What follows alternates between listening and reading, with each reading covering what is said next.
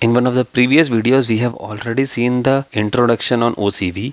In that video, we have discussed about what OCV is and how it is addressed and modeled in timing report. We have seen that with examples, so you can go there and see that video so that you can understand that basic concepts. So OCV is basically, it is working till 16 nanometer. Till 16 nanometer, OCV works very well. Below 16 nanometer, AOCV is needed to address the inaccuracies that are coming in picture. And then there is something called as SOCV. So SOCV is statistical OCV. So it is on top of AOCV, which address the shortcomings of AOCV, and there are some shortcomings still there in SOCV which are getting addressed in POCV. So POCV stands for Parametric OCV.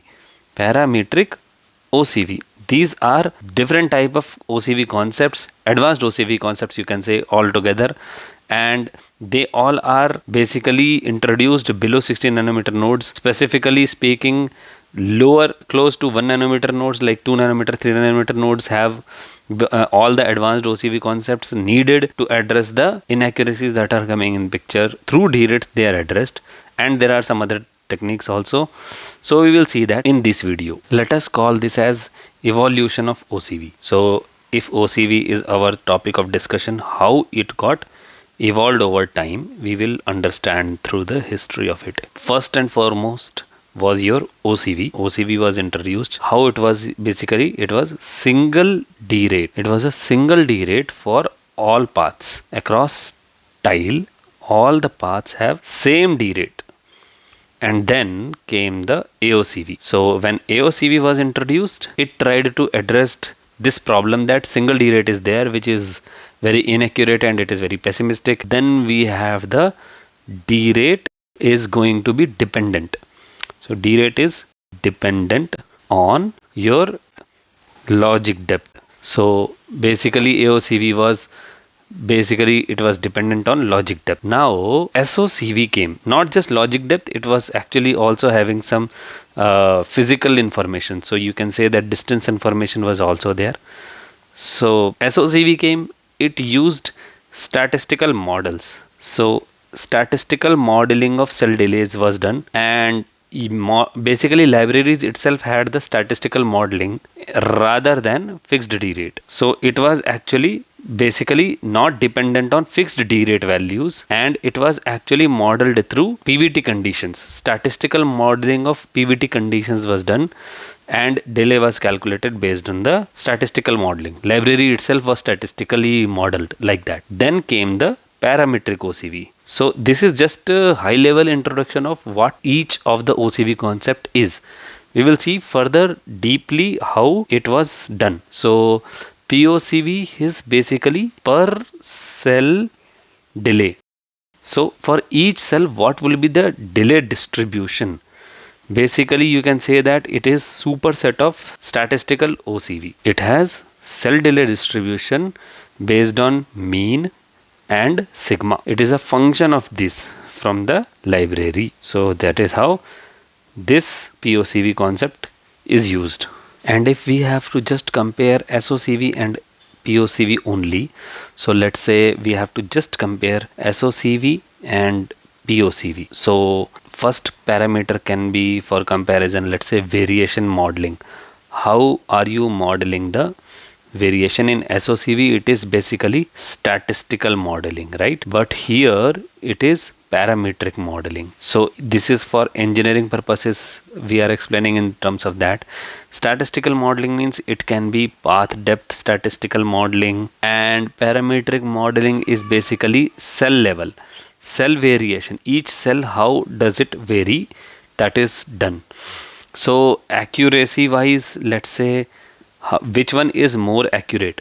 So this accuracy is not very high, it's medium, but it's high, and compared to OCV which is low. Accuracy is basically, you can mention that in opposite terms as pessimism. So when pessimism is medium or pessimism is high, that time accuracy goes down. But if pessimism is low, that time accuracy is high. So it is basically opposite way of saying it. And now another factor can be runtime. So if you do not have a problem with runtime, then obviously when you have low accuracy means you are faster, you are not having all the details. But when your runtime is very high, that time your library size also will be very high. Because of that, runtime is also high, but it addresses the accuracy. So if you have accuracy is a problem, then you have to go with POCV. This changes the application also. So if you have, your chip has to have, if it is working in advanced tech nodes, at that time you need to have POCV. But if your chip is not in advanced tech nodes, so let's say not low tech nodes, you have medium tech nodes or higher tech nodes, that time you can use this SOCV also. So this is how it is. Now if you are with us till now, so we will be taking one example to understand it in the real life terms. So we will have one example here now. So let us say that there is a path. We will draw one timing path for our example purposes, and then we will understand it in the better terms. So our path will be of something like a register, and after this register there will be, let's say, one inverter, and then there will be one AND gate or NAND gate. So let's say NAND gate, and then there is one register again at the end. So we are assuming that you already have the understanding of basic timing paths.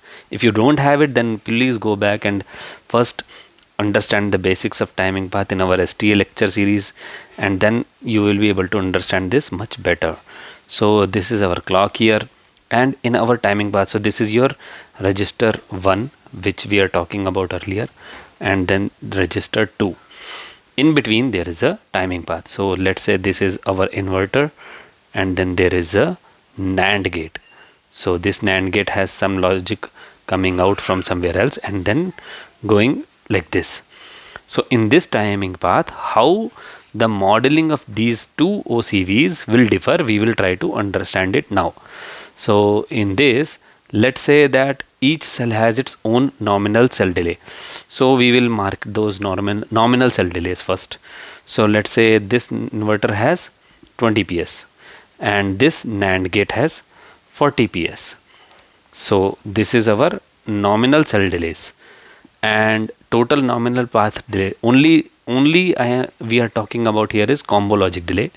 So total combo logic delay, how much it will be? It will be 20 plus 40, it will be 60 PS. Now in SOCV, let's say first we are talking about SOCV. So in SOCV, how does it calculate? So SOCV, let's say it assumes that sigma total, it is going to be 10% of total delay. Okay, so it is assumed that it is 10% of total cell delay. So here in this case, how much it will be? Sigma total, it will be 10% of 60 PS, right? So that is nothing but 6 PS.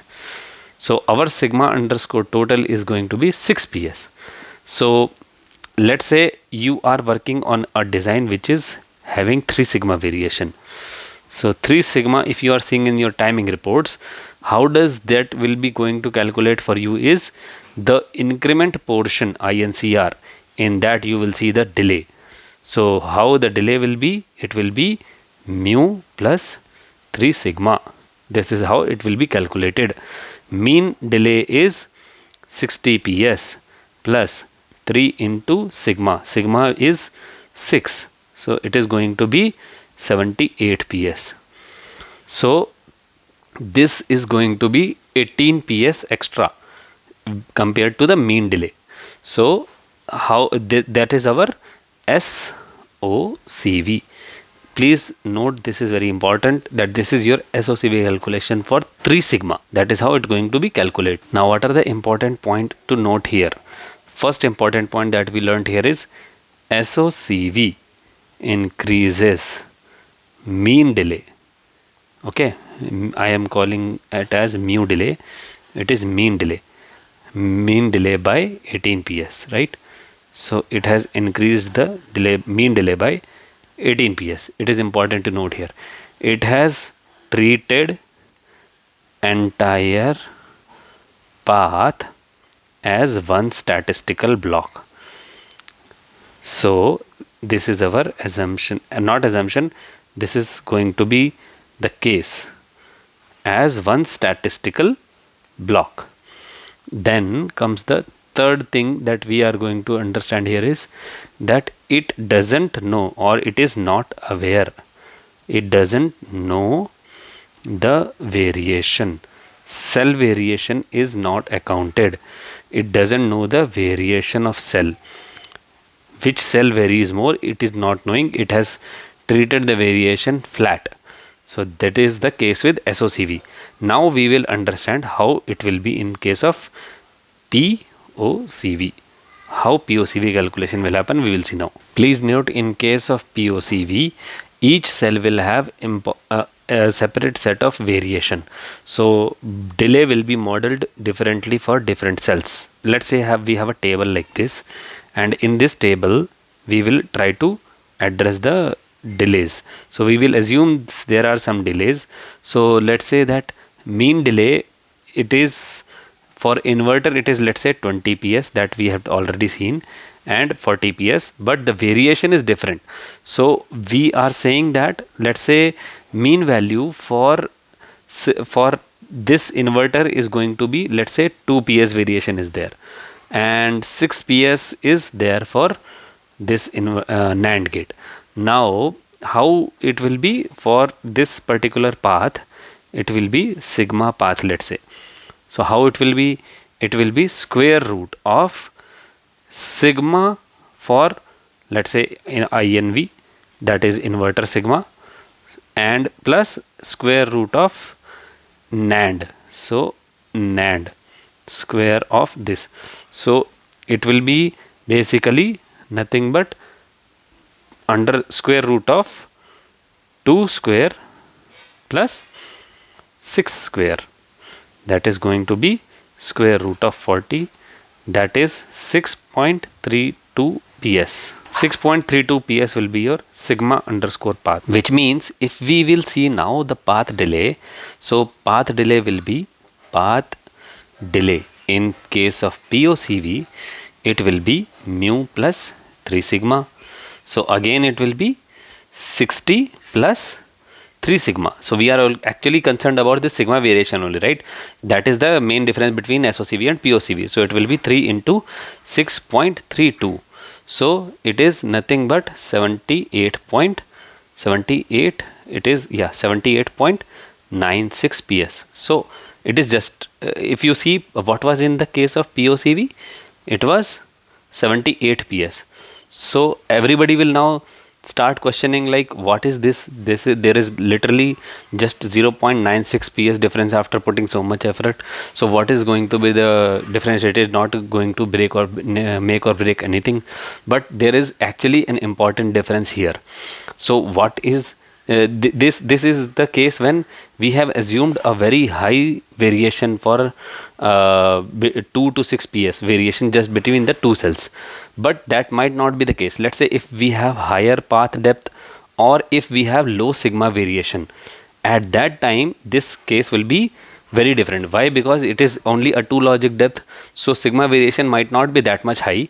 So let's assume that sigma variation is not that much high, and let's say this NAND, this 6 ps is too high for just 2 logic depth. Let's say it is just 1 ps. So now our equation will totally change. So let's say this is our second case, so it is B case, and let's name this as A case. So now how will we calculate sigma underscore path? It will be again calculated like under square root of 2 square plus 1 square. This time it is square root of 5. So square root of 5 is 2.23 ps. At that time your mu plus 3 sigma will be nothing but 60 plus 2.32 into 3. So it is nothing but 66.69 ps. In this case, now we can clearly see that there is a huge difference between the POCV delay and SOCV delay. It is 78 ps here, it is 66.69 ps here. So what we have learned here is that SOCV applies one single value of sigma for the entire statistical block. So it is going to treat your entire path as one statistical block. That is the main important difference between the POCV to this, because cell variation comes in picture in case of POCV, and that is why it is more important, and there will be very high variation for small paths, which is very critical in 5 nanometer or 30 nanometer designs. That is all for this video. Thank you.